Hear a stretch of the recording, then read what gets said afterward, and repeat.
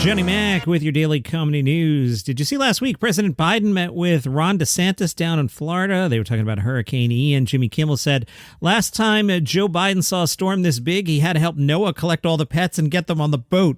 That joke cracks me up. Apparently, DeSantis was wearing some high boots that were made fun of.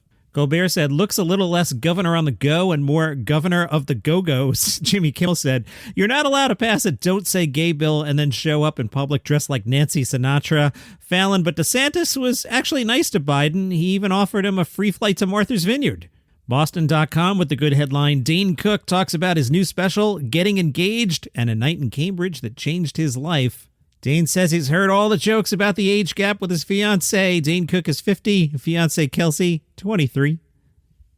And he's even added a few of his own in the new special Above It All. 50-year-old Dane Cook says, I'm over the moon not only to be engaged to 23-year-old Kelsey, but to have been able to do it in a place that's really very meaningful to me. Some people are Cape Codders, but we're Northerners growing up. We'd go up to Hampton Beach or Maine in the summer, and Noble Lighthouse in York Beach was my mom's favorite place on earth. When she passed away, she asked us to release her ashes there to bring Kelsey to this place that we both love. It felt like my mom's spirit was there. We're looking at next fall to get married. It's funny, there's a big segment of Above It All that references 23-year-old Kelsey and I.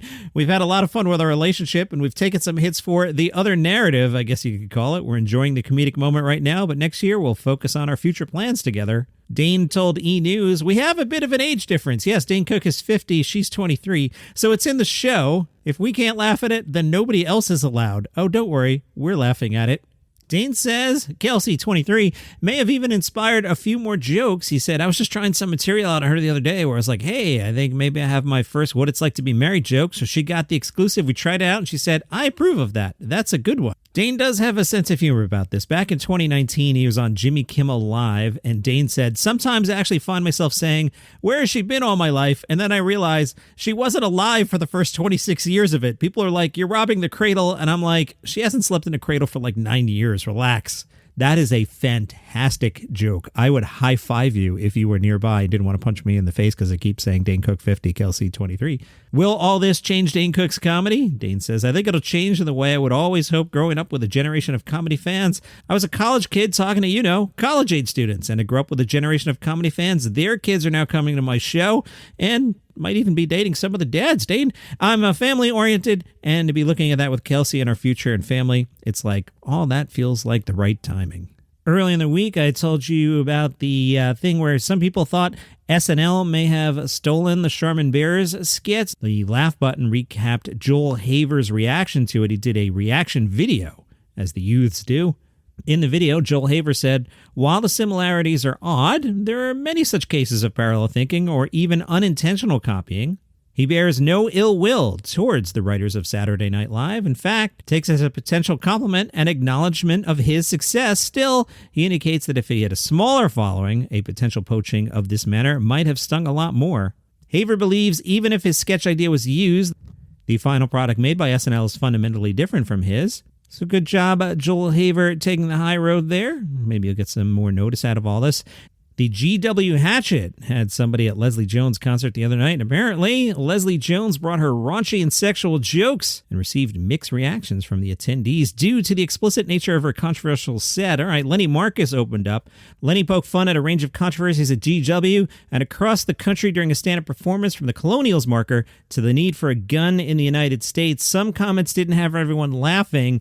I actually don't even want to tell you one of the jokes because I don't need a visit from the Secret Service.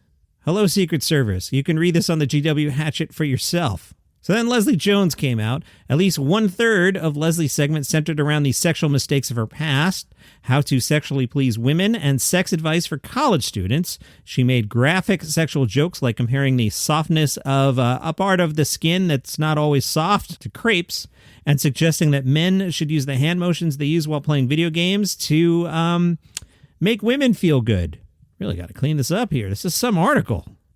Jones even pointed out particular audience members giving them sexual advice, like this is college okay, start performing a thing that a lot of dudes like. Leslie, you're killing me here. Leslie Jones addressed the common belief that she is a lesbian, saying she would get so many bitches if she was. I'd have them bitches fighting outside my house. For the last 20 minutes or so, she descended to the floor and gave lighthearted roast to anyone the microphone wire would let her reach. She even poked fun at the parents in the front row who brought their children. He's 12. That got a lot of laughs. And she tagged it with, when your kid grows up and he's effed up, he can blame it on you for bringing him to Leslie Jones. Now, one mother in the front row appeared visibly upset when Leslie Jones called her a MILF and insinuated that her son's friends were attracted to her. The parents wrote on the George Washington University Parents Underground group on Facebook, which has nearly 3,000 members, by the way. The possible MILF wrote, I was really upset that GW put us in this situation. We were expecting the content to be something we could enjoy. It was awful. 45 minutes of graphic and raunchy sexual content sitting next to my 18-year-old son. I wanted to leave, but we were in the front row, and the only exit path would have required us to walk right past her. The Hollywood Reporter did an article, The Most Powerful People in Podcasting. Am I on it? No, but that's okay. Some comedians that are on it. Conan O'Brien. And the Hollywood Reporter says, since segueing from TV host to audio impresario, O'Brien has built Team Coco into a podcasting force with series from Nicole Byer, Rob Lowe, and JB Smoove, contributing to a network total of 510 million downloads. They asked Conan some questions. The biggest misconception about my job, people think I only work 1 hour per week when it's closer to 1 hour and 20 minutes. The biggest challenge of booking guests, convincing people I'm Michelle Obama. Also on the list, Joe Rogan. Joe Rogan did not apparently answer any of the questions. Jim Gaffigan has yet another gig. Remember just the other day I read his resume for like half an hour?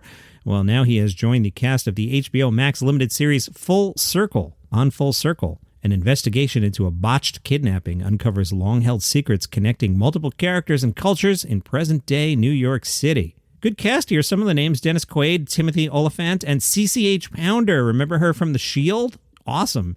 Eric Idle says, I'm coming to Sydney for an exclusive show at the State Theatre on December 1st for Just for Laughs, celebrating Sydney's 10th anniversary of the Comedy Festival. It's called Say No More. It'll feature me, Eric Idle, not me and Eric Idle. Eric Idle's the me in that sentence. Will feature me, a guitar, and a mystery interlocutor. I'm bringing this up because I want to figure out a way to somehow get to Just for Laughs Sydney without me paying for it. Hi, Bruce Hills. How you doing?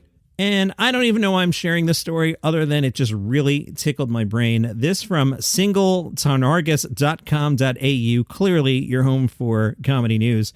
Apparently the Australians have a show called $1 Million Fish. Now, before I start talking about $1 Million Fish, I realize it's entirely possible that America has a show called $1 Million Fish that's been on some channel that I don't watch, and you guys are like, dude, that's been on for 17 years. So if you're screaming at your phone right now, I get it, but I've never heard of $1 Million Fish, and I am intrigued by this. Celebrated Australian comedian Jimmy Rees is the latest star to throw his support behind Australia's richest fishing competition. He joins the likes of cricket legend and keen fisherman Merv Hughes. Merv Hughes is such an Aussie name. Wow.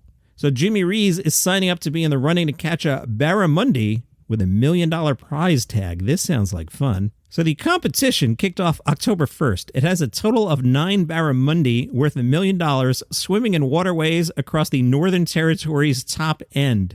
An additional 110,000 barra have also been released for Season 8. Every time a $10,000 fish is caught, the lucky fisho can donate an additional $1,000 to an official $1 Million Fish charity partner.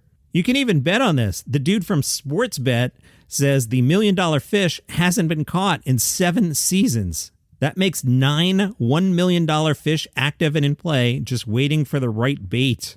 The latest installment of $1 Million Fish follows a record-breaking Season 7, which saw local and interstate anglers share $160,000 of prize money. It was the largest sum ever paid out in the competition's history.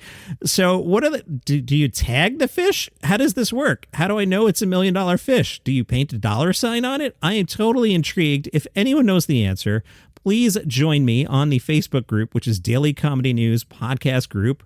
Or hit me up on the side. You can email me, John at the Shark Deck. You can tweet at me. What's the Twitter? At DCNPod. That's right, because the person who has at Daily Comedy News tweeted once, and God help you if you can reach somebody at Twitter and get that handled. So at DCNPod or Facebook group, Daily Comedy News Podcast Group. That is your comedy news for today. Follow the show for free on Apple Podcasts or Spotify, wherever you get your shows. See you tomorrow.